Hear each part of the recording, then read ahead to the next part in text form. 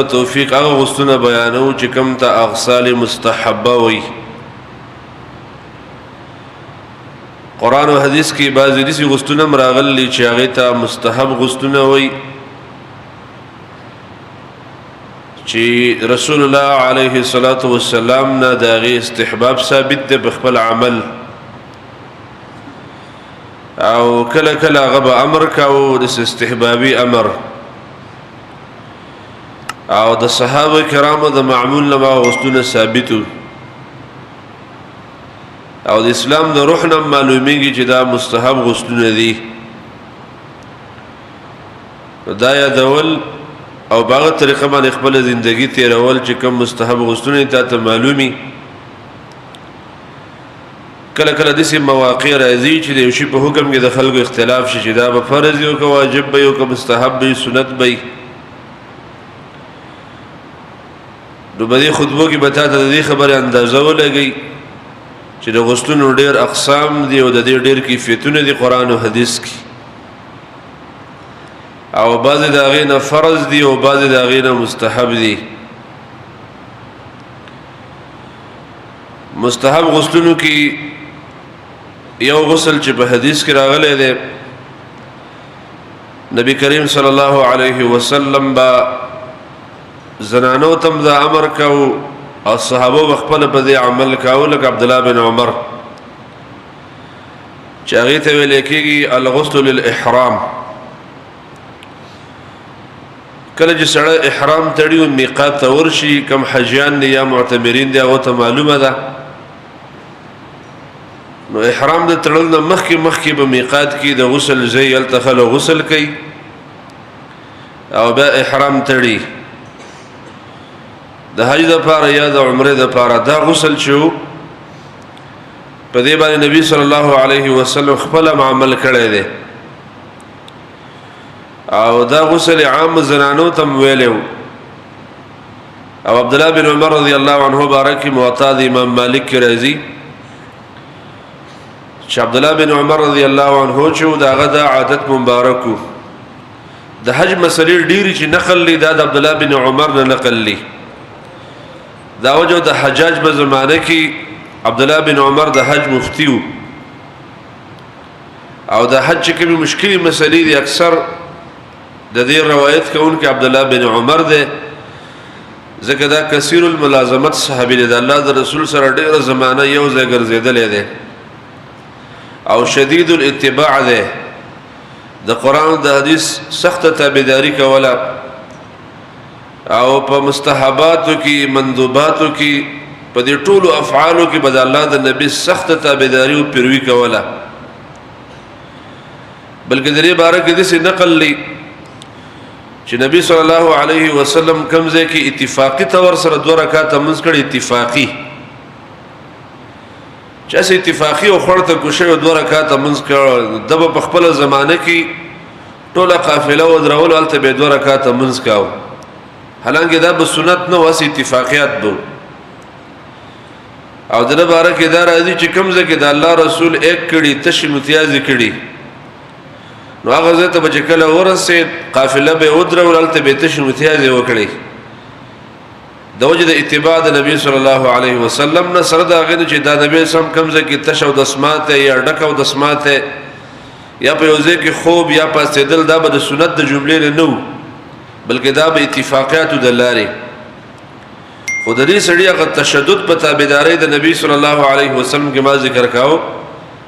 چې سخت متشدد و په اتباع کې، نو په دې غسل کې به هم د ده تشدد و چې ده به خامخا د احرام دپاره غسل کاو. نافع وی عبدالله بن عمر رضی الله عنه ولا يدخل مكة حاجا او معتمرا حتى يغتسل قبل ان يدخل اذا دنا من مكة. وإذا بنه داخل دو مکی ته د عمرې په نیت یا د حج په نیت باندې تر دې چې د مکی د دخول نه مخکې به غسل وکړو بیا مکی ته داخل شي. دا روایت په دې مضمون باندې په صحیحینو کې مشته او دا ما چې کوم الفاظ ولرسل دا موطا د امام مالک دي. یو بل روایت کې نافع سے وی عبدالله بن عمر كان يغتسل لإحرامه قبل ان يحرمه. عبد الله بن عمر د احرام د پاره به غسل کاوه دا مستحب غسل له که یو سړی دغه شان احرام بدل کې غسل ونه کی په پاکستان ایرپورټ کې ونه کی یا په جاز کې غسل ونه کی حرام ولګي د دې سړی حرام بالکل ټیک دی دا په حج باندې سم محظور نه لازم یو نه په عمره کې سورانه پیدا کیږي بلا غسل احرام تړل بالکل ټیک دی لیکن عام مسلمانان به میقاتونو کې د احرام د پاره غسل کوي دا غسل دغه د پاره مستحب غسل لږی کتاب سنت کې دا راغلی دی هغه زنانه چې دغه به حیض راغی د حج یا د عمره په ورځو کې نبی رسول الله هغه ته صفائی د غسل امر کاوه ځکه زنانه بیماری خوشپګو ورځي او بدی منځ کې چې حجي نو بیا خو ډېر احکام دغه نه فوت کیږي نبی سم باغ زنانو ته امر وکړ تاسو غسل وکړئ لکه عائشه ته ویلو او سرګ منځ کا سب د بیت الله طواف مکه او باقی د حج ټول احکام چې دا ادا کا دا غسل علماء په دې باب کې راوړل دي اسماء بنت عمیس شو د بچی پیدا شو د ابوبکر صدیق رضی الله عنه زوی دم د حج په لار سفر کې پیدا شو نبی رسول الله ابوبکر ته پوښتنه وکړه چې زما د کور والو بچی پیدا شوی دی اوس به څه کیږي نبی رسول الله ته جو غسل وکاوه تا سب د کعبه طواف مکو ځکه د کعبه طواف مسجد کې دنه د حرم کې دغه تشریف خپل ځای کې د جنابت په احکام کې وایي او نور د حج ټول احکام چې دي دا ادا کا صفا مروه مینا مزدلفه جمرات څومره احکام چې د حج دا ادا کا سوا د طواف نه طواف برسته کې تاخير سبب وکي دا حدیث علماء په دې باب کې راوړل دي چې دا غسل د احرام د پاره یا د حج د پاره څوک داخلي کې دغه نه مخکې غسل کول په دې زنانو باندې خو بیماری تیار شروع ده یا غ زنانه چې بچي پیدا چې چلوي خوري یا دغه نه څه کم پورې هغه منځ وایره نه کوي لیکن د حج ټول احکام به ادا کوي او دا غسل لاجل الاحرام شه نو په مستحب غسلونو کې یو غسل د احرام د پاره د چې احرام کړه د میقات نه تړي یا د بل زینه او دا غینه مخکې غسل کول دا د صحابو نه نقل له د الله د رسول نه او دا غي د اوامرو کې دا شتو ذکر دی دویم غسل چې مستحب غسل لاغله د حدیثو کې الغسل من غسل المیت یو سړی مسلمان له غسل ورکی دا غي نه رستا هغه غسل ورکون کې مسلمان د لپاره غسل مستحب دی الغسل من غسل المیت یو مسلمان راولېږي د مسلمان له غسل ورکا زنانه راولېږي د زنانه له غسل ورکا نارینه له ورکا دا غي نورسته چې کوم مسلمان غسل ورکون کې د یو دوه درې څلور کسان به شریک دي دی ټولو د لپاره غسل کول مستحب دي چې غسل وکي واجب نه دي مستحب دي د دې دلیل هغه حدیث د ابو هريره سے وی رضی الله عنه چې نبی صلی الله علیه وسلم فرمایل من غسله الغسل یو مسلمان چې مسلمان له غسل ورکی نو بدی مسلمان باندې غسل له ومن حمله الوضوء او کله چې یو سړی ته مسلمان جنازه پورته کی راغی د پاره او دس کول پکار دي دا حدیث په دې الفاظ باندې په ترمذی کې ده او ابن ماجه کې دغه الفاظ دي من غسل میتا فليغتسل یو سړی چې مړی له غسل ورکی نو ورسته د نور مسلمانانو د لپاره غسل کول مستحب دي چې دې غسل وکي دا غسل واجب نه دی یو سړی مخکې نه پاک د سحر غسل کړي دی یا مخکې غسل کړي دی یا پاک دی او مړی له غسل ورکو ورسته غسل ونک نو په ځمانه واجب نه لکه عام مسلمانان به عمل کوي یا د غسل نه پس د جنازې ټیم کمی دا غسل ونکي نو څه حرج نشته دی خو مستحب دا چې مسلمان راولګید بل مسلمان له غسل ورکو په کار د چې دا غسل ورکون کې مسلمانان دا د غسل وکي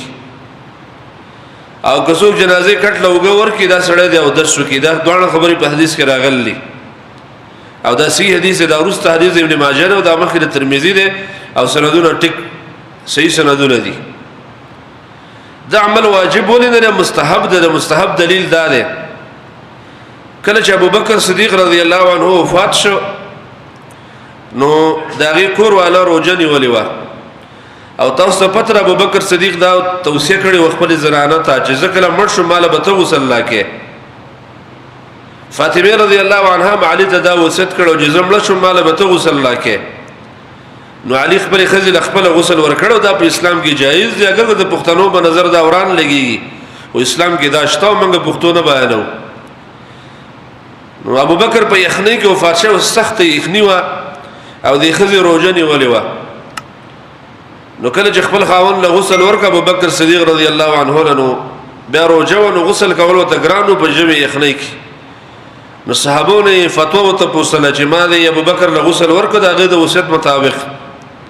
وزه غسل وکم کو نه کوم. ټول صحابه دا فتوا ورکا چې پتا باندې غسل واجب نه دی او دا د پیغمبر کوم امر دی دا د وجوب د پاره نه دی دا د استحباب د پاره دی. دا امر استحبابي دی. نو که چرته موسم سخت یخو ټیم نه ملاوي یا تا ته غسل کول مشکلو یا نور بیماری او چې غسل کول تا ته ګرانو نو غسل دی ونه کنو پتا واجب نه ده خو مستحب ده. لکه د سی ورځ چې ګرمي ورځ سړی مړ د غسل ورکړي رسته دی غسل وکي. نو په مستحب غسلونو کې یو غسل ده الغسل من غسل المیت چې کله مړ له غسل ورکي نو مسلمان لپاره غسل کول مستحب دی. که زنانه له غسل ورکي هغه زنانو لپاره غسل کول مستحب دی که چرته څه شرعي محظور وغیرہ نو. دریم غسل چې نبی صلی الله علیه وسلم مستحب غسل کاوه د صحابونو نقل له د عرفه په ورځ باندې به غسل کاوه چې کوم حجیان عرفات تخیجی نو د ماسپخین مخکې د زوال مخکې عبد الله بن عمر غسل کاوه. نافع و عبد الله بن عمر كان يغتسل لاحرامه ولدخوله مکه. د احرام د لپاره غسل کاوه مخکې تفصیل ما وایو چې مکه ته بکله داخله دو د غې د لپاره غسل کاوه ولوقوفه عشيه عرفه او د عرفه د مسبخین ټیم نه به غسل کاوه ځکه عرفه د زوال نه وروسته شروع کیږي. او یوم العرفه چې کوم قیام د په عرفات کې د غې د لپاره عبد الله بن عمر غسل کاوه. عشيه بارک علماء ویل دا د زوال نه شروع کیږي تر د غروب الشمس ور د عشاء ویل کیږي. دم سی حدیث کې راغلی دی حدیث دا معلومیږي د عبد الله بن عمر د اثر نه چې صحابه کرامو با د عرفه د لپاره غسل کاوه. دا غسل مستحب دی واجب نه دی که چا ونه کو په دې سره ګناګاریږي نه لیکن کول به احتر دی لکه عام صحابو نه دا معمول ثابت دی. او عبد الله بن عمر چونکه شدید الاتباع و غالب دا چې د نبی صلی الله علیه وسلم عادت مبارک هم دسیو